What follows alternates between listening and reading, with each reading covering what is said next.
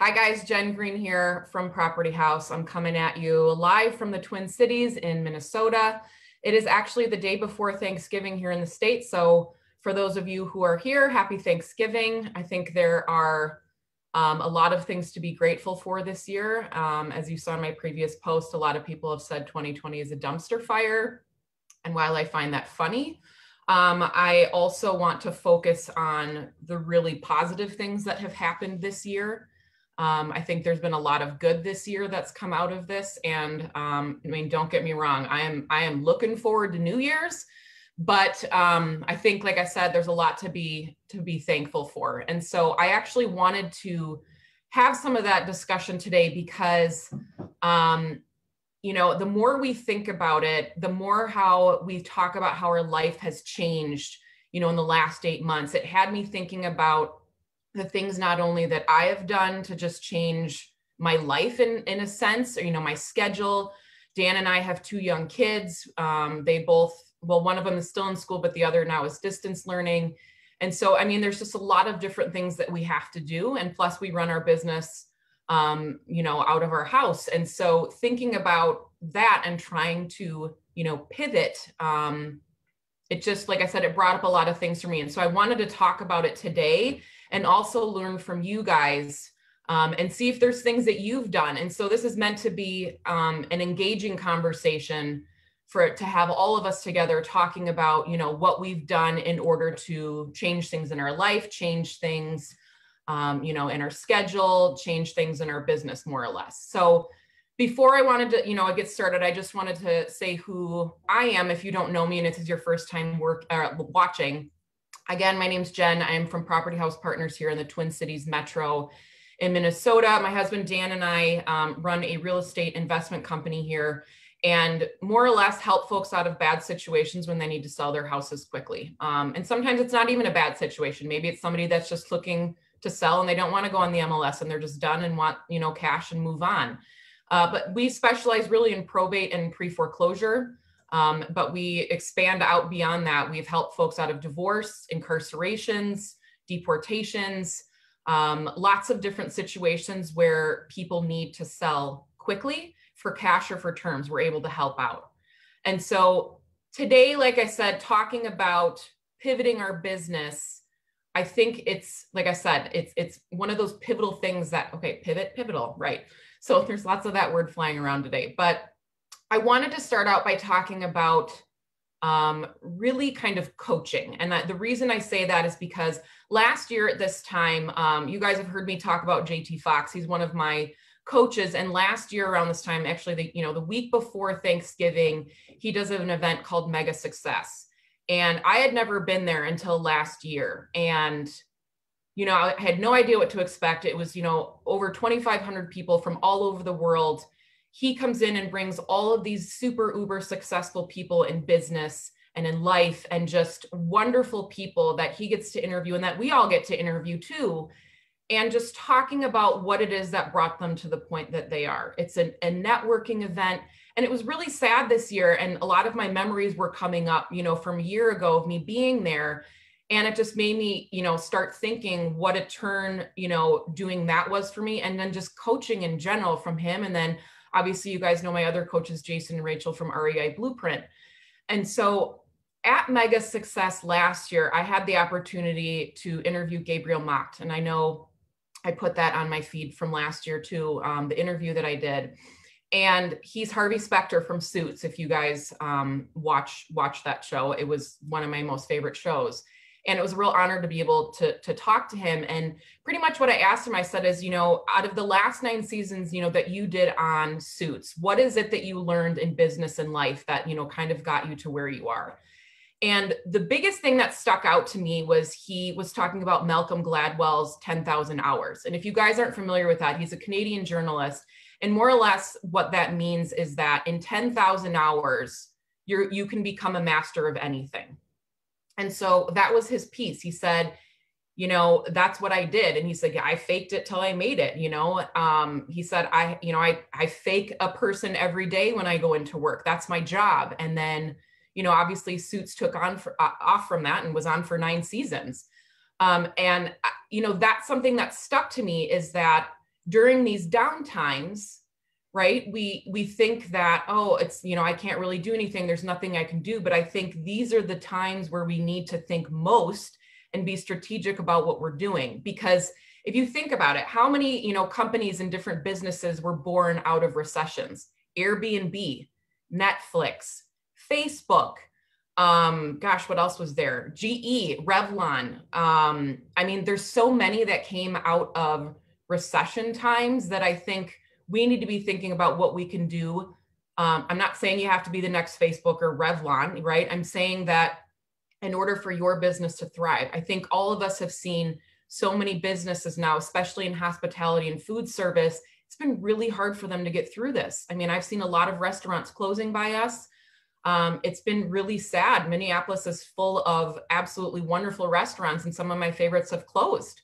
And so thinking about that and thinking, like, again, the word pivot, right? Pivoting our business, I think, is huge, right? And a lot of the times we hear resilience, right? Well, what's resilience? Well, I mean, obviously you keep coming back and coming back. And yes, there's going to be failures, I think, during these times, and that's okay. But then again, how do you move on from those failures, right? I think one of the biggest failures for one of the biggest companies was the Amazon Fire Phone. I mean, that didn't go anywhere back in 2014 and 15. They had to scrap that, write off $170 million debt, and then move on, right? And nobody really talks about it. Their marketing team did a really good job of putting that to bed and moving on. But again, the point is that I think we have to be okay with mistakes, and you know, as long as we learn from them and move on. And so I want to say that, you know, before Dan and I did real estate, I mean, we both had other, you know, professions. We've been doing real estate for about 2.5 years or so and have absolutely loved it. And this all began because, well, for one thing, I mean, I will say is Dan was at a job for a really, really long time, 16 years, and just got laid off one day, kind of out of the blue. And I was at home with our kids. I just had our kids, and it was sort of like, oh God, what do we do? You know?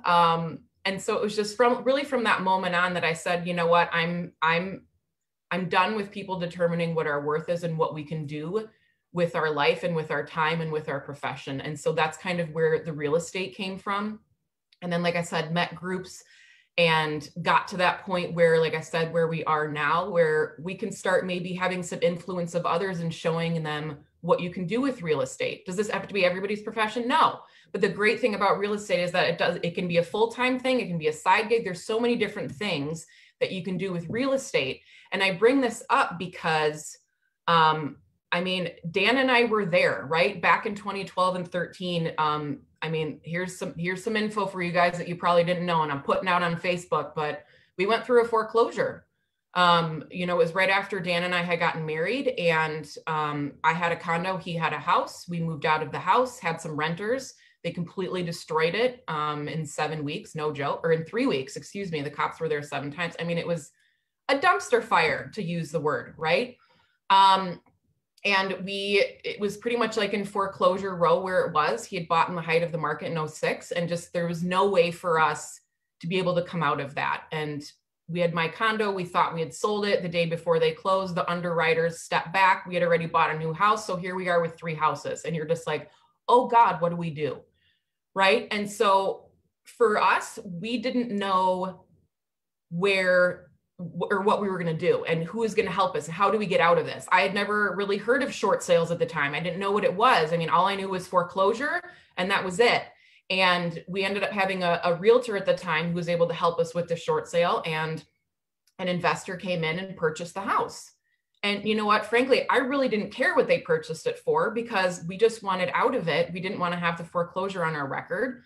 And the way I looked at it was, you know, good for them, because there was some work that obviously needed to be done, because the renters that we had, like, literally threw a TV into the wall, and they broke windows, and they spray painted the walls. I mean, it was like out of a horror movie. But I mean, obviously, I know others have probably had it worse, but for us, it was sort of our first experience of renting, and we were just shut that off real quick. And so the point of that is that we had somebody come in and was able to help us. And that kind of started really intriguing me into that. Now, when it comes to our real estate business, you know, like I said, we've been doing this for a while. And I said, as soon as this pandemic hit, what did I do? I reached out to my coaches immediately. I reached out to Francie and JT. I reached out to Rachel and Jason because I said, here we are in this moment. We are at a moment, a pivotal moment. Again, I'm going to throw that word in there, where we have to make changes, because if we don't, we will get left behind. And so what are these changes, right? One of the biggest things I think we can do in terms of pivoting our business, our life, whatever it is figure out a schedule, number one, that works for you. If you have to get up earlier because of your kids or whatever it is, do it. I talked about block scheduling, I think back in April, to just try and find a way of getting your life on track. That was one of the biggest things I did, was set a block schedule. Was it perfect? No, absolutely not. I mean, there were times where Dan's like, you missed your 3 blocks of time. I said, okay, let's think about this again and restructure and figure out what works best. As long as we had that communication, that worked. The other thing is networking and meeting with people. Yes, I know we can't meet in person, but how many Zoom meetings has everybody had over these last 8 months? I mean, I sometimes have 2, 3, 4 of them a day because I'm trying to reach out to people and let them know that we're here to help. You guys, last month in October, all right, I think it was, let me write this down. Jason Roberts had posted something. It was the end of October, 9.9 million people were not up to date on their mortgage, and then had little or no confidence of being able to pay their mortgage the following month. Yeah, we're all in forbearance right now, right? Or not all of us, those that have chosen to do forbearance. But that is scheduled to end right now at the end of December. Are they going to extend it? I don't know. But here's the thing, is that even if it does get extended, that's great, but it doesn't necessarily mean that at that time when this forbearance does end, because it will end, you know, mark my words, it's going to end, because here's the point too, is that the bank is going to run out of reserves, right? And we're going to come to a point where, I'm sorry, but the banks are not going to lose in this situation, right? It was just like, oh wait, the banks aren't going to lose. They got bailed out. Who lost? All of us, right? Who had homes. And so the thing about it is that we have to think about what that means and what we can do to be proactive to help. Because right now we're starting to see some of these cracks, especially, you know, on hospitality and food service states, right? And travel states, Florida, New Jersey, Nevada, some of these cracks are starting to happen. And I'm having these conversations with other investors that I work with, and we're starting to see it. And unfortunately, it's going to be those people, right, who are in those industries that are going to be left behind and will lose their houses. Please don't quote me on that. I don't know if that's going to happen, but I'm just saying, in terms of what I've seen, and if history repeats itself, I mean, these are the things that we might start seeing. And so if you can put yourself out there, and that's the point too of me doing these lives, is to let people know that we're out here to help them, right? On that side of things, but also if people are interested in helping, right? Because yeah, sure, you can make some good money in real estate investing, but that can't be your be all end all. I do this because I like helping people, and I truly do help people. Short sales is something that I've really taken a love for. And yes, it's a terrible situation. Please don't get me wrong there. And like I said, I've been through it before. But if I can help somebody out of that situation and have them start a new life, and like I said, put that behind them and just do something new and have that burden off their back, it's maybe self-serving in some aspects of it, but for me, like I said, it's made a complete difference in my life to know that I can still help people in that way. And that was my previous job. I did that too. And that's just part of who I am. And that's why I do it. Right. And so thinking about why you're doing it, right? That's always the biggest thing, is the why. And so figure out that why, figure out the niche that you want to help, right? Because if you try to be everything to everyone, right, you can't do that. You can be, you know, somebody to someone, right? Or a few people, but think about it this way, like we can't be everything. We can't do that. And so find something that you really want to focus on and figure out a way to monetize it to get yourself through whatever this is that we're in and for however how long it's going to work. The other thing I said too was networking. Think about that, right? If there's an online networking group you can join, or you know, Minria I'm part of, that's something that we do, which is our Real Estate Investing Association. There's also BNI's, Business Network International. You can do those. Also reach out to people in your field, or reach out to certain people that you want to help. I mean, there's so many different ways of doing this, and have Zoom be your best friend if that's the case, right? I mean, it doesn't matter. You don't have to necessarily meet face to face. I mean, like I said, everything for me has been Zoom lately, and it's been really great that way. And I found some really great people to work with. And likewise, you know, I've had other investors contact me and asking for help. That's the point, is we're here. We have to have an abundance mentality, right? Instead of a scarcity mentality. And that's the point of where we are right now, is we can't live scared, right? When it comes to what we can do, when it comes to, our business, our life. Yes, be cautious, of course, absolutely. Follow guidelines, do all those things, but we still have to take advantage. And I mean this in not take advantage of people, but take advantage of what we can do to help, right? And that's what we do, is we help. And so I want you to think sort of outside of that box of, well, I've been doing this and that. And if it's not working, scrap it and move on. I think so many times we try to renegotiate ourselves, right? Our mind of what we can do, and thinking about like, oh, but if I do this, maybe this will help. This idea is so great. It's so great. You fall in love with your idea, and maybe your idea isn't really that great. And so if you can find a mastermind, join a mastermind. If you don't have a coach, oh my gosh, get one. It is like the best decision I've ever made. It takes a while to find the right coach, yes. But my coaches that I have with Rachel and Jason and JT and Francie, it has been a life changer for me, not only for our business, but just for me and myself. They all call me out on my stuff. And thank goodness that they do, because sometimes I'm blinded by things, and they're going to put an objective look on things and say, no, Jen, what you're doing is stupid, or no, Jen, what you're doing is wrong, or no, Jen, this is really great. Let's think about it this way. Let's move here. Let's move there. Coaching is probably the reason that many people are successful. You find someone who's doing something better than you, and you latch onto them and you follow them. We don't have to reinvent the wheel here, right? But you need to find someone who's doing things better than you, faster than you, and is more successful than you, and then copy them. I mean, right? Without sounding like, oh, I'm going to copy everything they do. But like, that's the point. Success leaves clues, right? You have to act as if, right? As if you were there already. That's what JT always says to me, is act as if, right? Same thing, Jason and Rachel, like, right? Put yourself out there and do the work. Because I think that when we think like, oh, these people are so lucky, they're so lucky. Well, no, again, this is the tip of the iceberg syndrome. You're only seeing the top part of success. You're not seeing what's under the water. They've worked their butts off, right, to be where they are. And so if you want to be there and you want to be successful through that pandemic, we have to think about those things and strategically move to that spot. The other weekend, I did a short sale training with JT and Polly Kazanowski, and I had the opportunity to interview George Ross and Steve Mandel, and which was amazing, by the way. But one of the opportunities that I had to ask them about, and what I wanted to ask them about, I said, you know, especially when it comes to real estate investing, it's like you're drinking from a fire hose. There's so much information. There's so many ways to invest, which is awesome, right? There's so many different things that we can do. So how do you kind of see through the noise? And the thing is that both of them really touched upon points of having small goals and reaching them. Yes, you can have your overall picture and your vision of what you want in your life, but Rachel said this to me too. You have to have a step-by-step plan, right, in order to get there, and have small goals to help you get to that point. And that's something that I've heard from every coach that I've really worked with. It's been the same theme. Set your large goal and then set small goals to get there. Set challenges, set whatever it is for you to get to that point.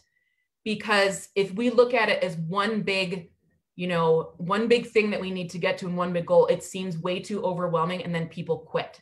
And that's the point, is you can do what you want to do. You just have to set small goals along the way. And so, you know, like I said, again, for me, when I started doing these Facebook Lives, I mean, I was terrible. I was, you know, I'm like, are we live? I don't know if we're on. What's happening?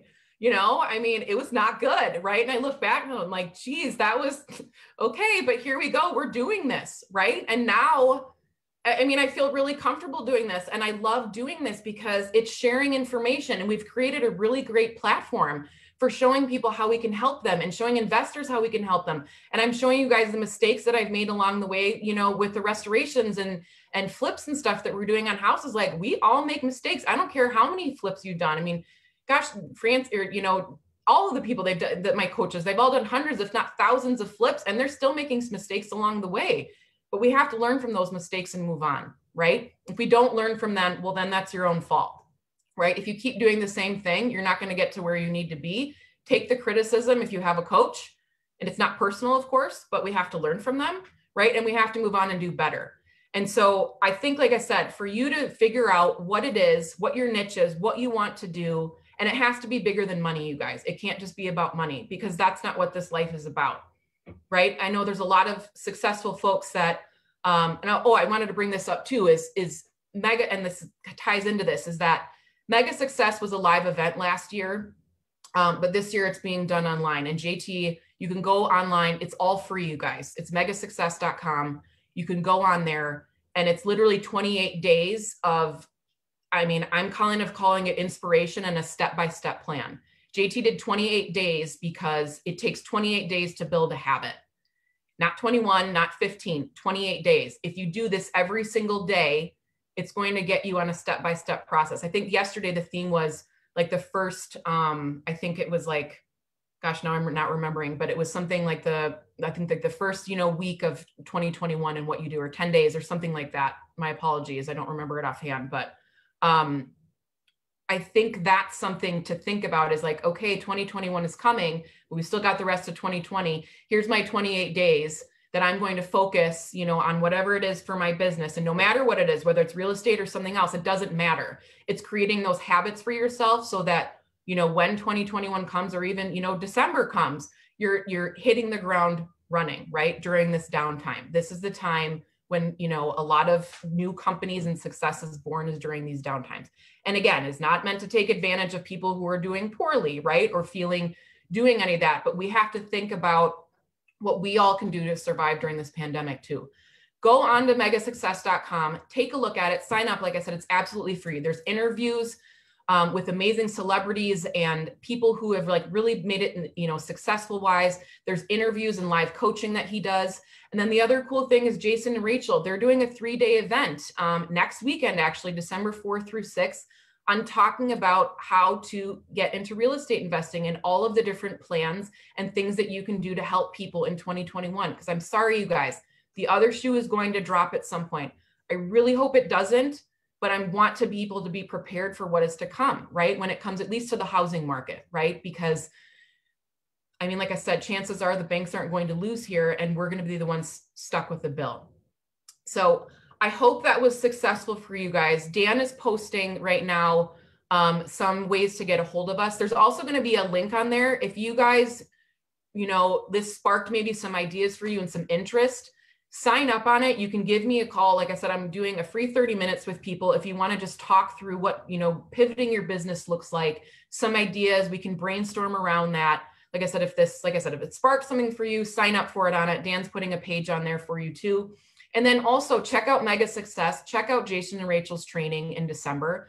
And then also, if you have questions for us, you can always contact us. Our information is there below. Send me a private message on Facebook, send me an email, give us a call, whatever it is. If you have questions, we're here to help as much as we can. We want to get our word out to let folks know too, that we're here to help in any way that we can. And so reach out to us. We're here for you. Next week, I'm super excited, you guys. I was just at our St. Paul house yesterday. It is almost done. Oh my gosh, finally.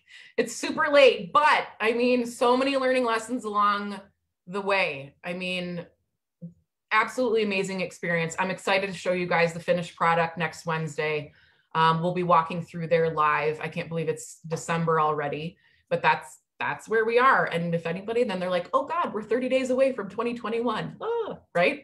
So thanks you guys for joining me. I look forward to seeing you all next week. Have a happy and healthy Thanksgiving, if you're in the States and celebrating, and we will see you next month in December. Thanks you guys. Have a good week.